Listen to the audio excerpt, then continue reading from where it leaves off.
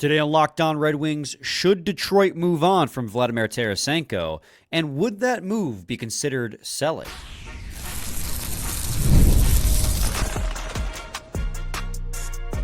You're Locked On Red Wings, your daily podcast on the Detroit Red Wings. Part of the Locked On Podcast Network, your team every day. Welcome back to the Locked On Red Wings podcast. We are your hosts, Brian Fisher and Scotty Bentley. Scotty's host over at Locked On Tigers, as well as a sports writer for C&G newspapers, while I am a color commentator for Oakland University ACHA D1 Men's Hockey. And today's episode is brought to you by FanDuel. Right now, new FanDuel customers can get $150 in bonus bets if your first $5 bet wins. And Scotty, we kind of hinted at it on yesterday's episode. We're going to spend today talking about Vladimir Tarasenko and his role with Detroit moving forward, because there were some reports from Elliotte Friedman that Detroit may be looking at moving on from the Russian winger because the fit just has not been working out. That's something I can't necessarily disagree with. But like my first question here on today's episode, Scotty, for you is just, when you heard the news that from Elliotte Friedman that went all over social media that the Red Wings might be looking to shop Tarasenko despite where they're sitting in the standings, how did you react to that? Makes sense. It was really my knee jerk. Like I don't think that, and I know we want to have a conversation about does this classify as buying or selling and whatnot. And the long story short of that is just that it depends on what the return is, right? Like if they get someone that they can plug in the lineup in return for him, then like obviously not. But I think really he can't get out of the bottom six anyway, and he hasn't really been producing. Like I don't know how you can really argue that it wouldn't be at least something to consider. I'm not saying you have to give him away for nothing. I'm not saying you got to be like, all right, like Tarasenko can't be on this hockey team the game after the trade deadline, right?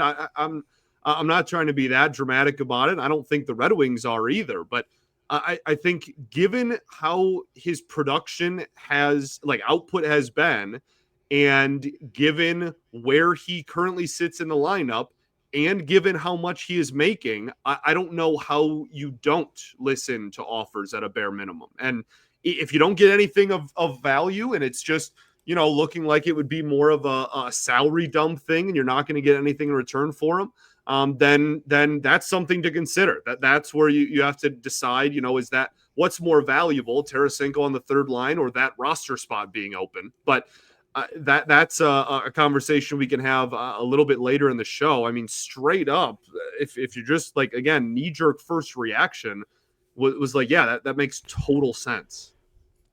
Right, and a couple mitigating factors to keep in mind with Vladimir Tarasenko too, right? This is the first year of a 2-year deal with Vladimir Tarasenko, where he's making, I think, $4.75 million over each of the next 2 years, this year, next year, I should say. He's 34 years old, or 33 years old, going to be 34 when the contract expires, and he has a full no-trade clause. So he's making nearly $5 million a year. It's a 2-year deal that he's underperforming on already, and has the ability to reject any potential trade if it's not a destination that he wants. So what you're seeing is that value throughout those sentences I just spoke plummet. So when it comes to return, and we'll talk about that in a second too, I don't think people should set their sights too high. I think this is just a situation where, with the coaching change, you were hoping that guys like he and Gustafsson would turn it around and, not expect them to like be a point per game, but be better, and really they haven't. And I know we're talking about Tarasenko specifically, himself included. He's got 22 points on the season in 53 games played. 10 have come in the 20 games underneath Todd McLellan. So like the rate of production is a tick higher under Todd McLellan, and that's great. But they've tried him up on the second line with Alex DeBrincat and Andrew Kopp the last couple of weeks since Kane got hurt, and his production, he only scored one goal in that span. I can't remember if the 2 goals against the Sharks came when he was on the on the second line or not. I don't know if Kane was out at that point, but the production has not improved. I think his play has gotten better, but he's still not finding the results on the stat sheet, right? His goals still aren't coming at a consistent basis, and that's the main thing that you signed him to do.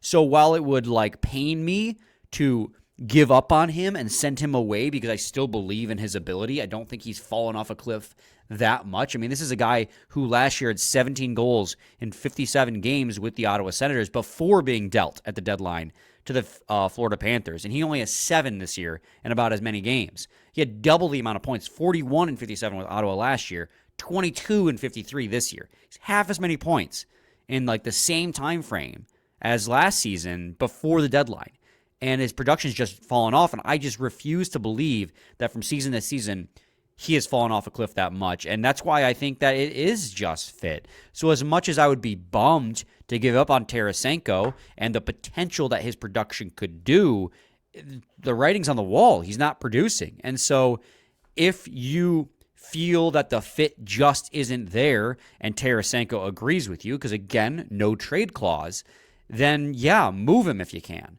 Put him in a destination that he thinks he can do better in and recoup any lost value, right? Especially if you can get out from underneath that contract. That's going to be the biggest win in moving him and giving him a new chance somewhere else, is getting out from underneath that nearly $5 million a year contract and give you the opportunity to spend that elsewhere in the upcoming offseason. Right. Yeah, absolutely. And that's, again, that was kind of what I was alluding to there at the end, was this is, now you're pretty much just at a point where you are debating whether, what's more valuable, Tarasenko being on the roster or you not having to pay his salary and having that roster spot open up. And, you look in Grand Rapids and you talk about who could fill that spot. I mean, maybe you don't even look that far. Maybe you just kind of look at what's on the NHL roster and you just kind of fill in the blanks that way. But I think that's really the only question. And because you're right, the trade value has plummeted. This isn't a guy that you can look at another team and go, oh, let's shoot high. If someone's willing to overpay, then go for it. Right. I mean, yeah, but I don't really think there's too much of a market given where he currently sits and what his situation is, I guess I'll call it, on the Wings and in the NHL. So I'm with you. I think the Red Wings, of course, would be silly not to at least listen to calls on him. But as far as actively shopping him, I'm not really sure how many bites you're going to get. Right. And hearkening back to something that you said just a few minutes ago too, if the trade deadline comes and passes and he's still on the team, I'm not going to be heartbroken because I still want Tarasenko to work out here. Because I still think there's a 20 goal scorer in there. He scored 23 just last year. So I think that's still in there. I just don't know what more it's going to take to get it out of him. Right? We had this conversation with Patrick Kane, and he figured it out. Part of it was getting a new head coach, but he figured it out. He's scoring again. He looks like the Patrick Kane we signed him to be.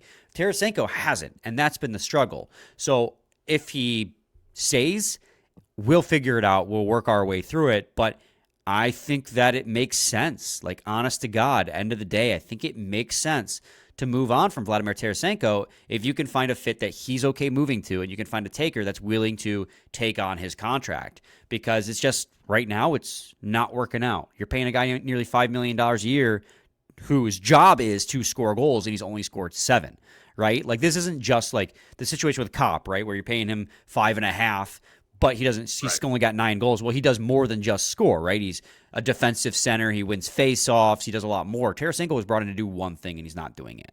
So that's where it's okay, where if both parties agree that it's time to find a better fit, I have no qualms with that. Well, and the production and the showcasing of a guy like Elmer makes that all the easier, right? That's a guy that wasn't on our radar at all going into the season, and now is a solidified depth scoring option, or maybe I shouldn't say depth scoring option, but a depth option, a bottom 6 productive player so far.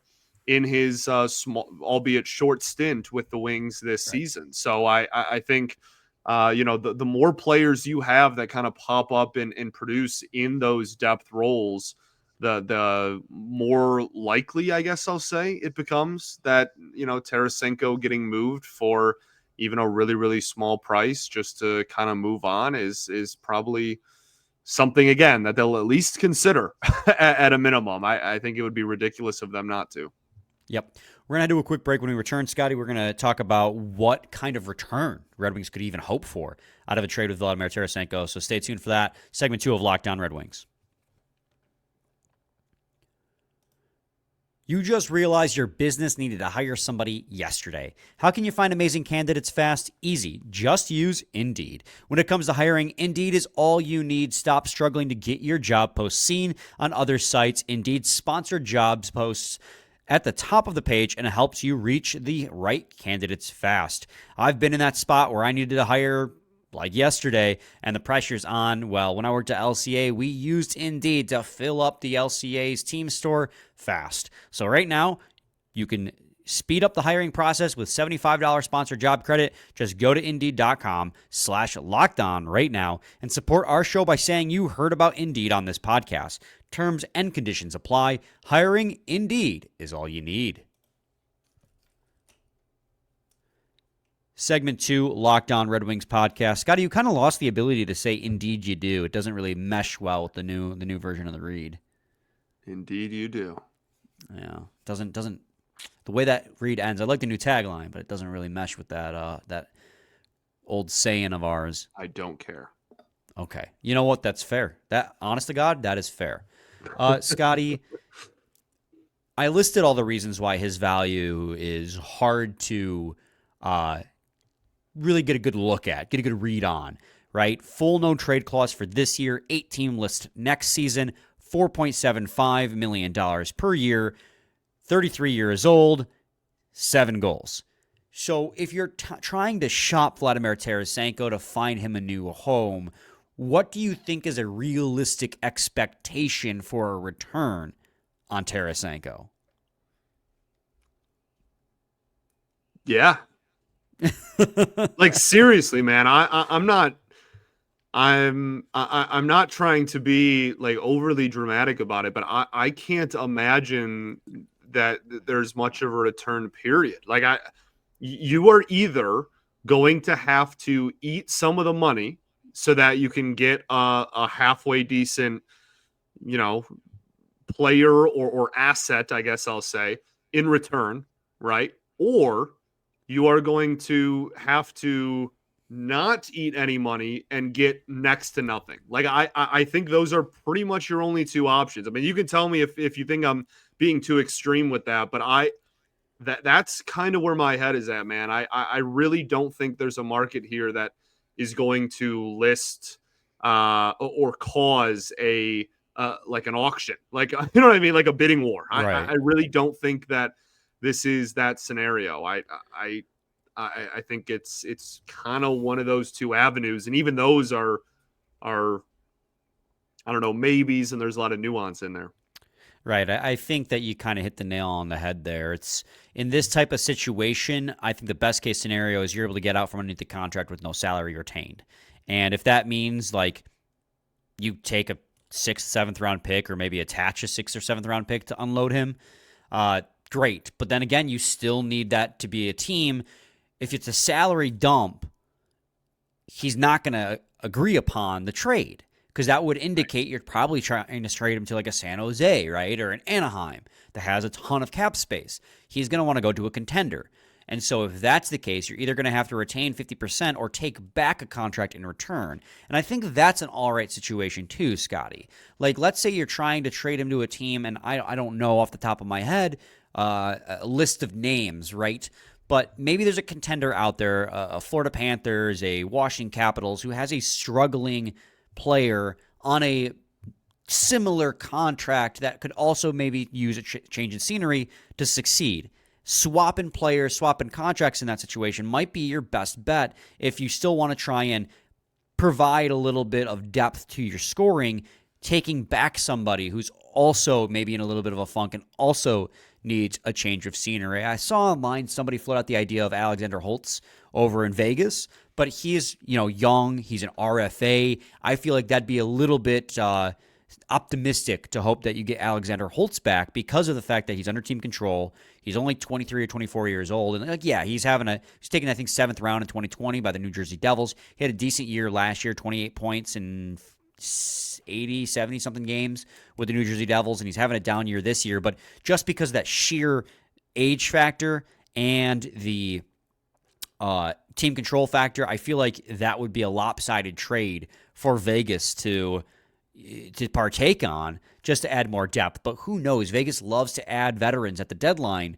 But that's like the first one off the top of my head that maybe fits. You could also talk, there's been all this conversation around Buffalo with Dylan Cousins. But again, Dylan Cousins, of course, you're exchanging the money. In fact, the Red Wings are taking on more money in that instance because of the fact that he's on, I think, a long-term deal, 7 years, but he's young. He's a big body. There's a lot more left in the tank. So it's just Buffalo would be getting away with a short-term contract, which would benefit them in that situation, but the Red Wings would be getting somebody with a lot higher of an upside, I feel.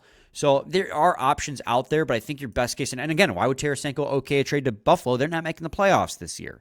So it's just, there's so many mitigating factors that would be hard to make this trade be anything more than just like a couple low-tier picks in the best case scenario, or another salary that's equal to that in value. So it's a hard move. Tarasenko has a lot of, I don't know if I would qualify him as having a lot of leverage, but he has the ability to veto. It's going to be hard to figure out, but he might be leverage. Yeah, he might be more willing to waive that no trade clause than maybe I'm giving him credit for if he truly feels the fit doesn't work here. Yeah, I mean, maybe, but again, that still narrows his, he's not going to get traded to San Jose tomorrow. You know what I mean?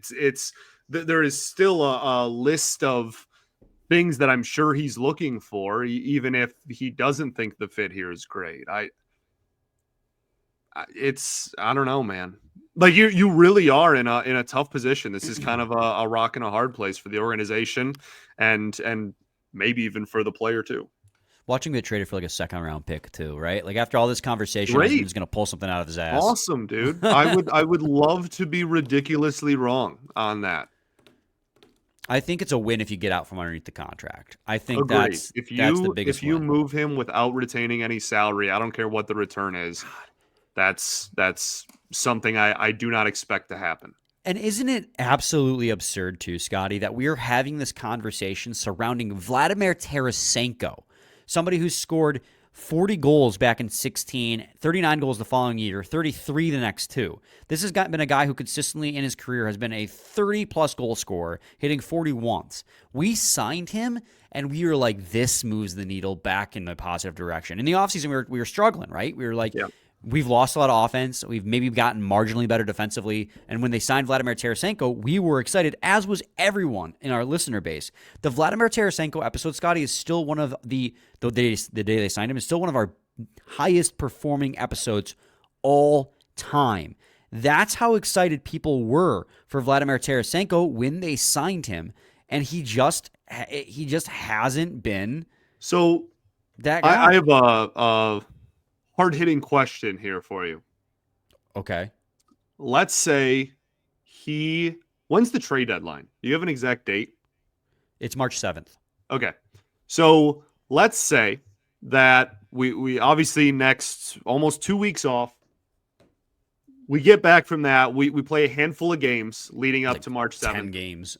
Yeah. Let's say that Tarasenko just absolutely catches fire. Okay. He becomes, the production goes through the roof. He's finding the back of the net consistently, and everybody is happy. He maybe even moves up in the lineup. He catches fire. Is that, however many games it ends up being, 8 to 10 games? 7 games, actually. I just counted. Okay. Is that 7 games of really good hockey enough to change your opinion of what we're talking about today. And I because then you have the conversation of, okay, well, maybe we can get a team to bite now because look, he's been good for a week's worth of games, right? Like maybe we can get someone to bite, but in the same breath, if maybe he's found it and maybe you're going to get the player you paid for too, that is where this conversation gets more difficult for me. I have a hard time believing too many people are going to go all out to hold on to him in the current state. Yeah, so 7 games, right? For me, it'd be have to score like 5 goals in that 7-game span for me to even be like, okay.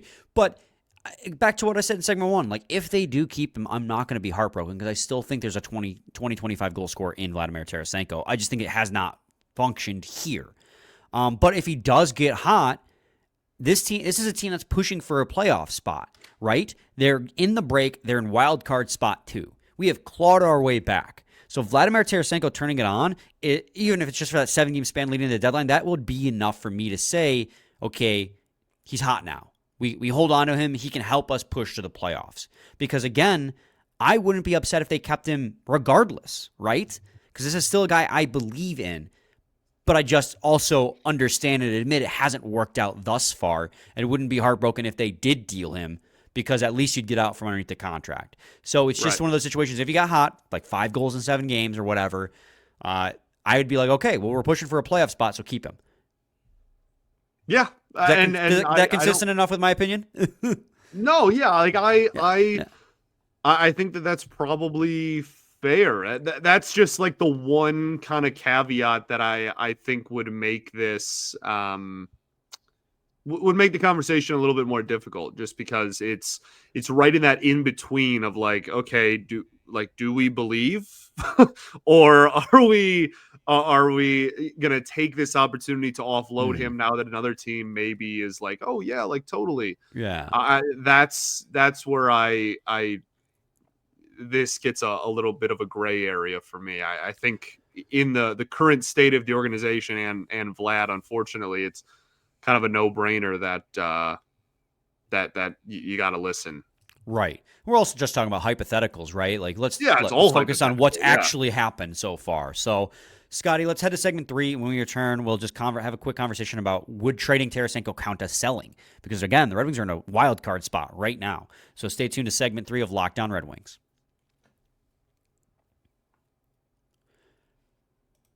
When the game tips off, the NBA action is just getting started, and there's no better place to get in on the action than FanDuel, America's #1 sportsbook. With FanDuel, you can place live bets through the game, so even if you miss the opening tip-off or want to be on the fourth quarter comeback, you can stay in the action. And if you're looking for a bigger payout, you can even combine your live bets into a same-game parlay. Right now, new FanDuel customers can get $150 in bonus bets if your first $5 bet wins. Just visit FanDuel.com to join today. That's FanDuel.com for your shot at $150 in bonus bets. Make every moment more with FanDuel, an official sportsbook and betting partner of the NBA. Segment 3, Locked On Red Wings podcast. All right, Scotty. I floated this idea out. By the way. Thank you. I worry night and day about whether or not Scotty will give me a passing grade on my ad reads. So it's much better. Thank you. Thank you so much. We had a quick conversation yesterday because we just wanted to talk about it.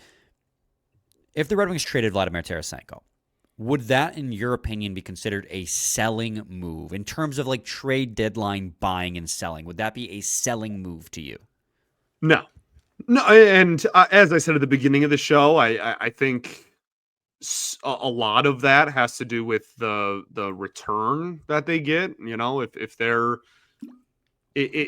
market if they can get a big return for Tarasenko, then maybe they'll consider it like going sell, because if he has a high price tag, then I mean, goodness, like you can probably shop around some other assets for a big return too, but like he won't, as we've discussed. And I think that, again, when looking at the value of his roster spot, they would fill that hopefully with somebody that either they get back in the trade, or if they don't get anybody back in the trade, somebody internally that they think is ready to play every day bottom 6 minutes. And so I think that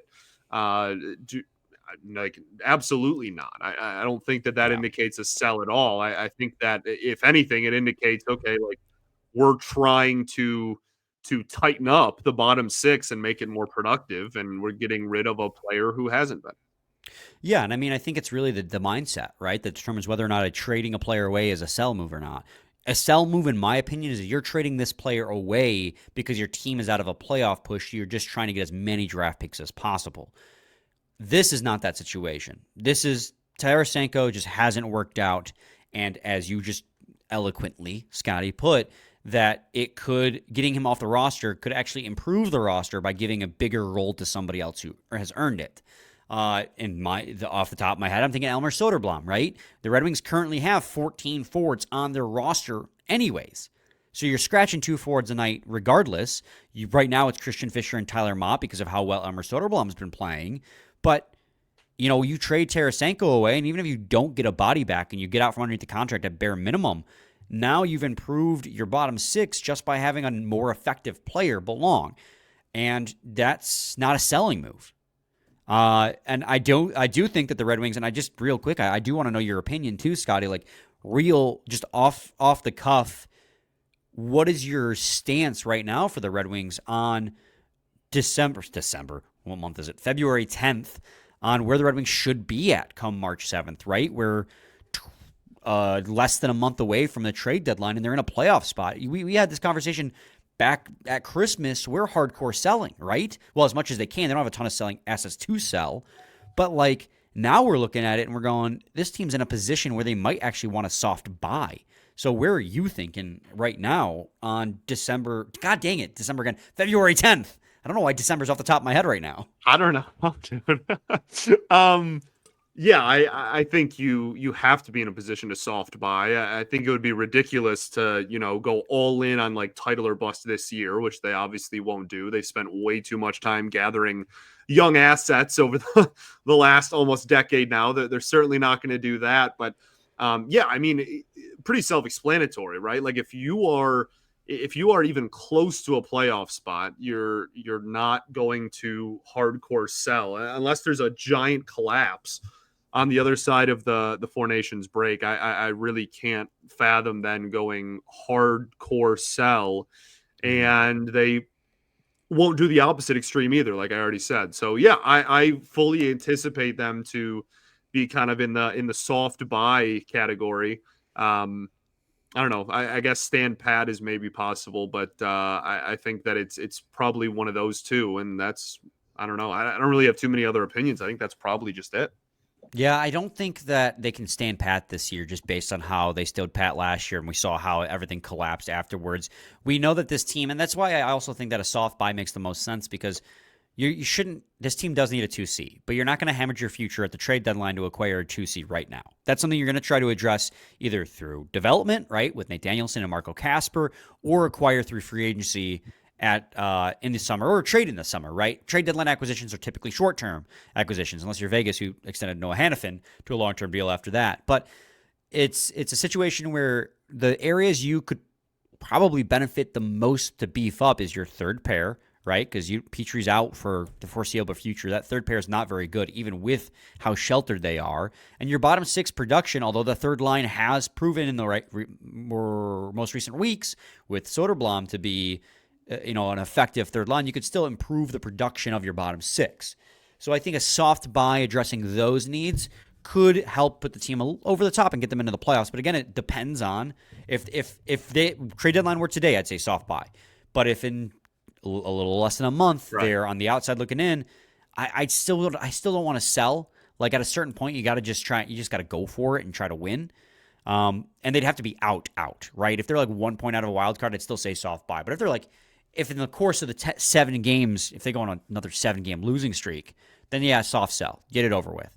But that's the benefit of this happening before, having this conversation before the deadline, where last year they went on a winning streak, and then as soon as the deadline passed, lost 7 in a row. That's 2 years in a row. They've completely collapsed around the deadline, yeah.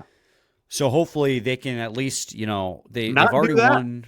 Not do that, yes, as long as they don't do that. But right now, I think they're in a position of soft buying. Even a trading away Tarasenko, that doesn't change that mindset for me. I don't think that trading Tarasenko would be a selling move, and I think that they're in a position to actually buy soft buy at the deadline, as we say, to try and make this team a little bit better and push for a playoff spot. Yeah, agreed. Solid. Scotty, any final thoughts? We ball, baby. We do ball. We'll be back tomorrow. We will preview the Four Nations face-off before beginning our mid-season evaluations and then, of course, recapping Four Nation games as they happen. So stay tuned for that. The following, 8 episodes before the Red Wings play again? Same time, same place. Your team every day. Every day.